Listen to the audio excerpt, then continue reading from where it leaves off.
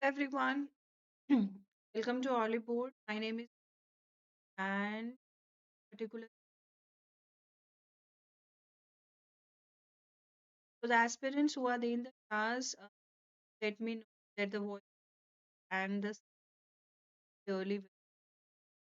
Am I clearly audible and visible to you guys? Everything okay to you? Please mention in the comment box that the everything is okay, the voice is okay, and the screen is clearly visible. So in this particular session, we are going to cover the current affair events from 27th of December till 1st of January. So there are some events that missed in the last few days. So we will cover all those portions as well. Okay. So is everything okay? The sound is okay and the screen is also clearly visible. Let's start our discussion. You can see that is Agmarknet, okay, that is Agmarknet, an e-nam employer empower farmers with real time mandi price information. Yeah. So very good evening, Shaurya. So let's talk about this news article. So we are aware about Eggmark. We are aware about e-nam empower. Okay, what is e-nam? That is national agriculture market, electronic national agriculture markets where the farmers can display their agriculture commodities and they will be able to know like what are the prices for the different agriculture commodities are displayed there. So he can use all these informations and he can take the better decisions with the help of all these information. Okay, so let's talk about all these things, right? So, recognizing the critical importance of price information for farmers. Okay, so the farmers will be able to know about the prices of different agriculture commodities. What the government did, government implements market research and information network in the country in 2000. Okay, so since 2000, there is a specific network which is helping the farmers to know about the prices of the different agriculture commodities. And there is one portal that is Egg Market Net portal. It was developed and operationalized under the scheme which integrates agriculture produce market committees so that real time price informations will go to the farmers. So when the farmers will be aware about the prices, what are the actual prices for the different commodities in the market, he can take the good decisions after analyzing the different prices, like where he have to sell his commodities and what are the different practices he have to work upon, right? So Agmarknet portal too technologically upgraded. So why we are discussing about it now? Because in November 2025, the Egg Market Portal 2.2 is technologically upgraded, like new technologies are added to it and new mandis are also integrated in this. Okay, and it is not for the first time that we are observing the new mandis integration here. It's a continuous process, like all the time we are observing new mandis are keep on added in this specific platforms, right? Now if we talk about the egg market portal, so there are total 4367 mandis across the country and they display real time price informations, right? Yes, Happy New Year, Tofik. Very good evening, Tofik. Very good evening, Shaurya. How you guys are doing? How's your preparations going on? Right? So, this you should be aware of this value. Okay, it can be a direct question. And what these portals do, they are helping the farmers to facilitate access to real-time prices and arrival information directly from the field. Okay, and the government has also launched Egg Market 2 mobile app. So now this portal, this app you can install in your mobile phones. You can get the regular updates. Okay, like how many markets are there and what are the real values for the different commodities here. Okay, and it also enables on the spot entry of mandi data and allows farmers to access price and arrival information on their mobile phones for better. So this is a very good update or very good portal that is working for the farmers, which is helping the farmers to know about the real time mandi price information. In the last week current affairs, I mentioned that some some challenges the farmers are facing in mandis, like when they are coming to the mandis to sell their agriculture commodities, and they're observing the price volatility, and because of which, like now they're in the mandi, they feel like now let's they have to sell, they are not, they don't observe any other options. But if they are active on the portals like this egg market net portal, they can get the informations about the market prices at their home, and then they can do some calculations, and then they take the calculative decisions. So uh, that's how the farmers will get the help from these portals. Yeah, this data is important.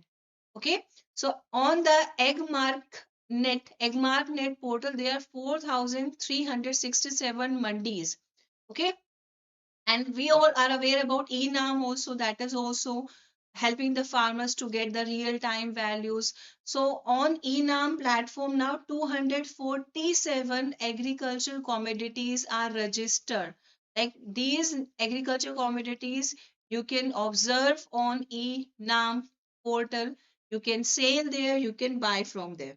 Okay, yeah, values like this are important, always important. Okay, and now the integration of new mandis on e-NAM platform is undertaken based on proposals received from state governments depending on their demands and readiness. Okay, so when we look at Agmarknet portal, so there are total of 4,367 mandis under it. And when we talk about the e-NAM, you look at the values of.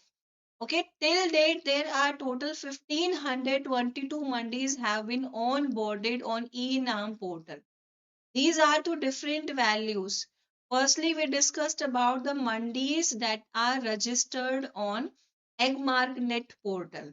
Now, this is a value of the mandis that have onboarded on e-NAM portal.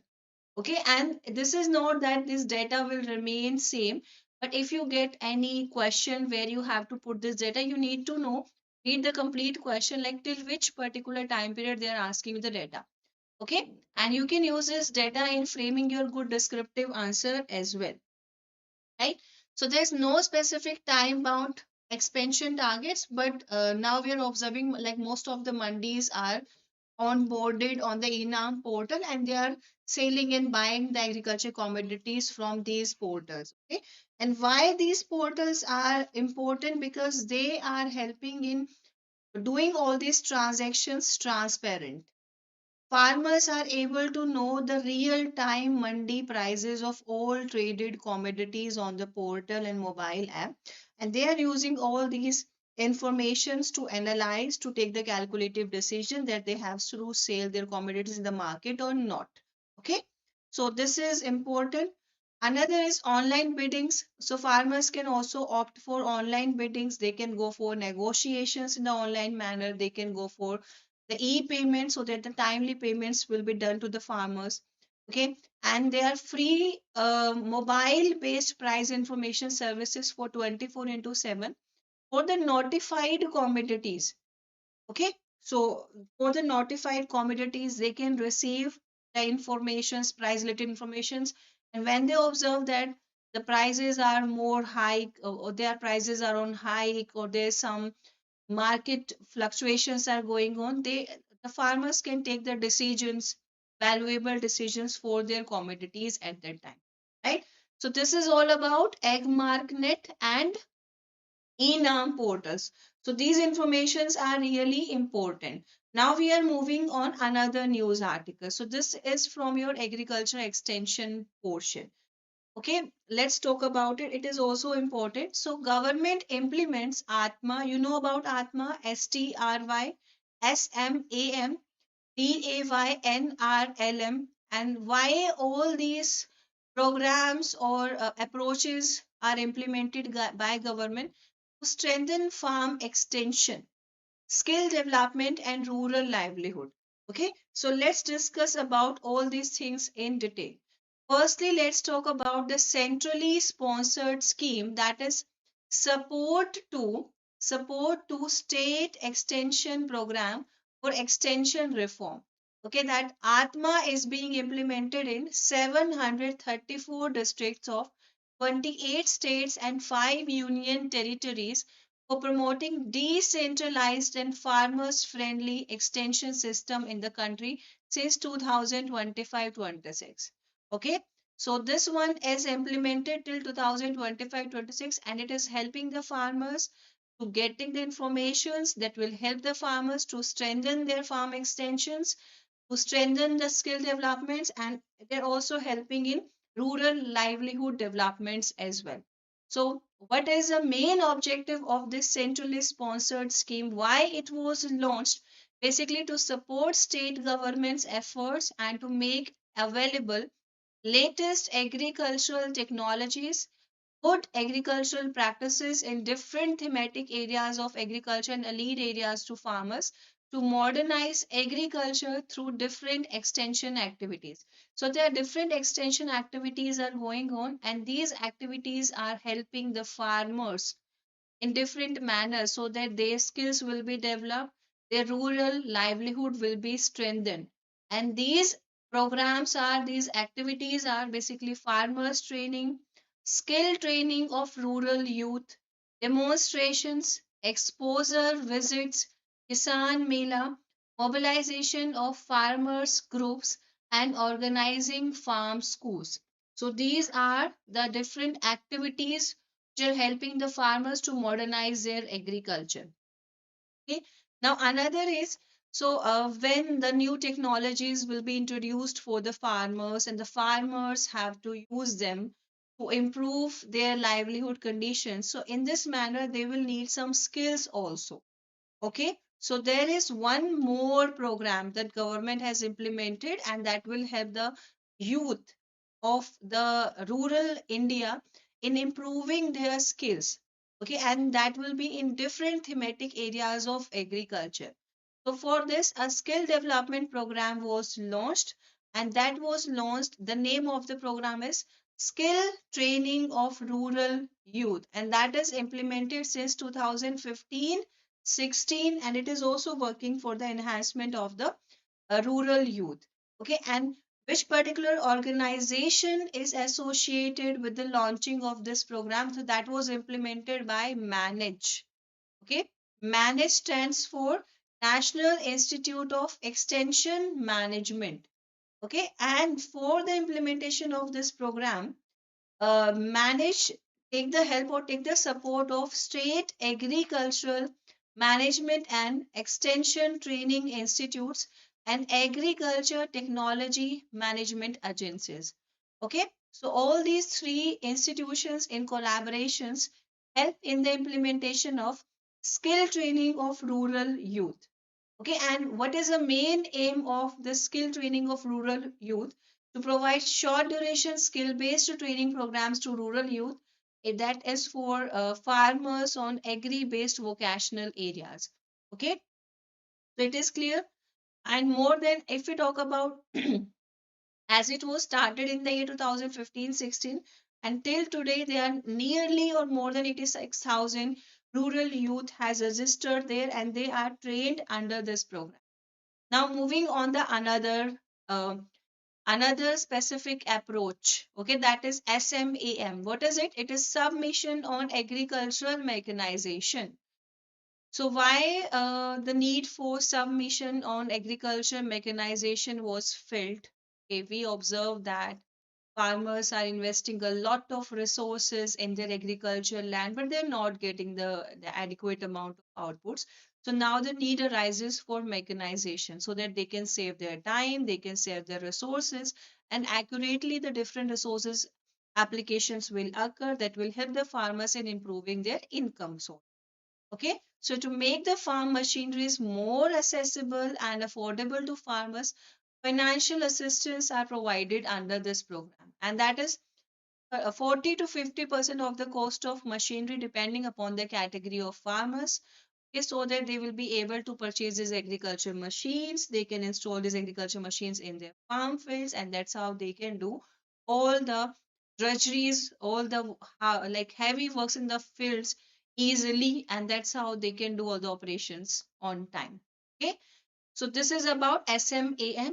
Now moving on the another component, that is Deen Dayal Antyodaya Yojana. Deen Dayal Antyodaya Yojana, National Rural Livelihood Mission. So, why this particular mission was launched? To strengthen non-farm specific livelihoods. So, above three are related with the farmlands or for the farmers. Now, this one is for non-farm specific livelihoods. Okay, under this, women are empowered and their family members are empowered to promote, strengthen their unit under different subcomponents of Startup Village Entrepreneurship Program umbrella. Okay. Now, this Startup Village Entrepreneurship Program that creates an enabling rural business development ecosystem which supports the self-help groups and their family members to set up small enterprises in the non-farm livelihood sectors. Right? Now, another thing, so if we talk about this National Rural Livelihood Mission that is implemented in 31 states and UTs, okay, working there, and under this, they are strengthened on market access, brand visibility, income generation, opportunities for self-help groups, women. Okay, different efforts are made under this mission, okay, so that there will be a structured and sustainable marketing ecosystem that will encompasses institutional strengthening, brand development, digital enablements, and market conversions.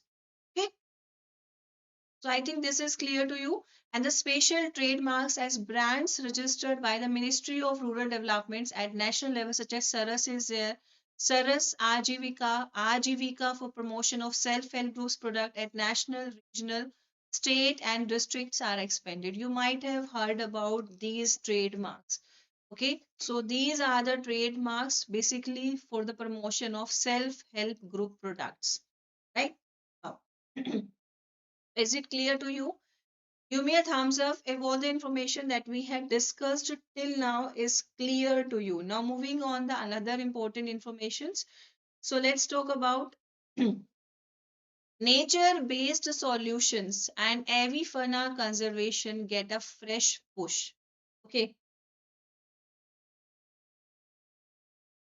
So recently, 68th meeting of the Executive Committee of National Mission for Clean Ganga was held.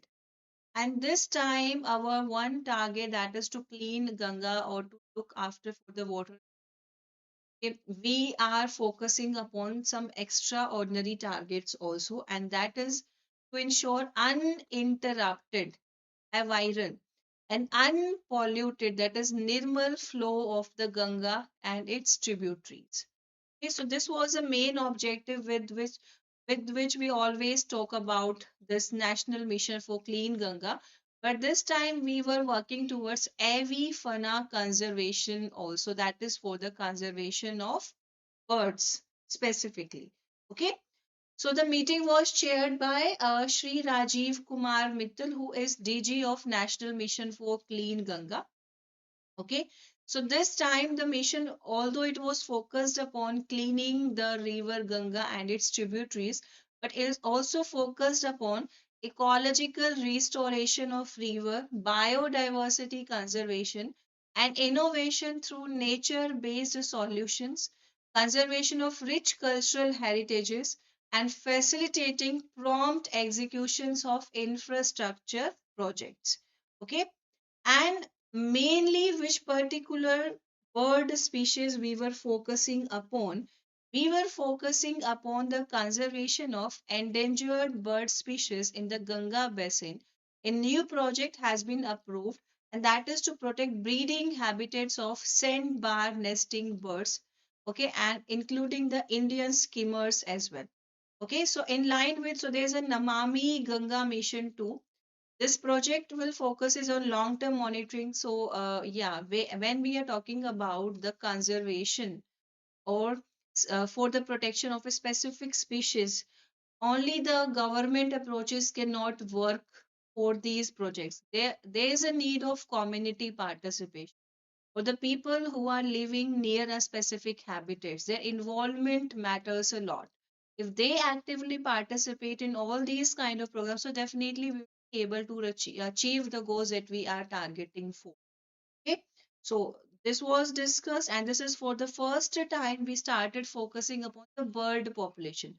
Although earlier also, as in the complete year of 2025, we discussed about so many different programs which are attached with this National Mission for Clean Ganga. Okay, but they were related with the populations of animals. This is for the first time we started focusing upon birds population also. Earlier also we started working upon the dolphin conservation, turtle, fishes, muggers, and now we are focusing upon the bird species. Okay, so this is for the first time that we are moving in this specific direction. Now, another news article. So this is a news article for 31st of December, that is for yesterday. So what happened? Dr. Chandrasekhar Pemaswamy. Acha, aspirants, I want to tell you. Okay, I'll take some specific sessions where we'll discuss about the year and review of different ministries. Okay, so under this we will cover the year and review of Ministry of Rural Development, Ministry of Panchayat Raj Institutions, Ministry of Environment, Forest and Climate Change, Ministry of Agriculture and Farmers Welfare, Ministry of Animal Husbandry and Dairying, Fishery, Animal Husbandry and Dairying. So for these five ministries, I'll take. Is it okay now? So in a significant stride towards modernizing land administration under the Digital India Land Records Modernization Program. So please uh, do the mention that this program name is important. Okay. So there was for the first time Landstech a pilot project was launched, and that was initially launched in the UT of Chandigarh in Tamil Nadu. Okay. So during that, a transition, so this initiative marks as a transition towards modern, transparent, citizen-centric land governance, aligning where India's historical land record system is aligned, and that is attached with contemporary digital governance. Like we are talking about the paperwork and the digital record. Okay, so like earlier we always have the paper records or the physical record of every land data. Now we are moving towards the digital records. Okay, so this will appear as a transition, like we are moving towards a modern and the transparent and the citizen centric land governance, right? Now moving ahead, so let's talk about the land stack, that is enabling informed decision making. So what will this land stack will do? What are the important points related to this? So drawing from international best practices in countries like Singapore, UK and Finland, the land stack is envisaged as an integrated geographical information system based digital platform. Please note this thing in your notebook. What is this land stack is about? Like we have the agri stack, okay, where the agriculture related data are saved. Similarly, now we are moving towards a land stack where the uh, integrated GIS based digital platform where the geographical information system data will be utilized to obtain all these records, and all these records are that like person centric, okay, and that is for the for the maintenance of the transparency in the complete system. So currently stages face fragmented informations across various departments, like we are not getting the exact informations about the different things. Okay, so with the help of this land stack, single window access to land and property information for both citizens and government agencies. There will be a single window, and there the all the informations will be available for the citizens and as well as for the government agencies. So what are the different benefits of land stack? If we talk about its benefits, so it will help in getting the informations. Okay, like the citizens will be able to get the exact informations about the datas and about the land, right? Another, it will enable or it will enhances the citizens convenience, transparency and trust. It will reduces the risk of inadvertent purchase of unauthorized or non-compliant properties. So sometimes you just fall into the trap or you purchase any property which is not registered, and after getting all the paperwork done and all the money payments all the transactions, and you came to know that this property is disputed, this property is unauthorized. So if the land stake data are properly maintained, you will not fall into this kind of traps. Okay, and this will also improve interdepartmental coordinations and support data driven governances. Okay, and it represents a significant e-governance reform in land admirations, right? So that's how the information will be used. Now the glossary of revenue terms, that is bridging the linguistic divide. So India's land administration is shaped, like we are having the historical influences from Todermal's revenue reforms to British settlement systems like Ryotwari or Mehelwadi. Okay, so in India, if we talk about the ancient Indian texts, we talk about the revenue reforms that were taken by Todermals. Then we talk about the British settlements systems. So this has resulted in a scenario where terms like khasra, dag, pula, and may refer to similar concept. Like if we talk about our languages, like in Hindi, we talk about a specific thing by different name. In English, we have the different name. Then we introduce a system of scientific names so that it would be easy for all the individuals who are living on the planet Earth to specify a specific individual or any species of any organism. Okay. Similarly, to have all the these kind of disparities or linguistic divide, there is a need arises for the revenue terms. Okay, which while identical terms may hold different meanings across states. So to reduce all these confusions or to eliminate all these confusions, there is a need arises to have a glossary of revenue terms. Okay, so here the uh, have this DLR in collaboration with the Center of Excellence in Land Administration and Management at Yashoda, Pune, has prepared the glossary of revenue terms. Okay, where the different terms are mentioned, like we just have to refer to these terms, and if any term which is mentioned in this glossary is giving this definition, that will be correct. Like when we talk about the scientific name, like we have the Triticum aestivum. So wherever you go in the world, Triticum aestivum is wheat. So similarly, the terms mentioned in this record will be the final one. Okay. So highlights of this, what are the different highlights of this glossary of revenue terms? It will provide meaning of various land related revenue terms in vernacular languages, Hindi, English, and Roman scripts. Okay, the main objective of this glossary is to harmonize terminology to make land data comparable and interoperable nationally without replacing state specific terminologies. And it will also act as an authoritative reference for revenue officials, policymakers, judicial authorities, and citizens. Okay, and these kind of initiatives, when we launch these kind of initiatives, they represent a collective national effort to bring coherence to India's diverse land administrations. Okay, so these are the all news articles which are related with the a particular last week of December 2025. Okay, so here I am ending the session for now. We'll meet in the next session. In that next session, we will cover all the news articles from 1st of January 2026 to the 7th or 8th of January 2026. Okay, so ending the session for now. Bye bye. Happy New Year once again, and all the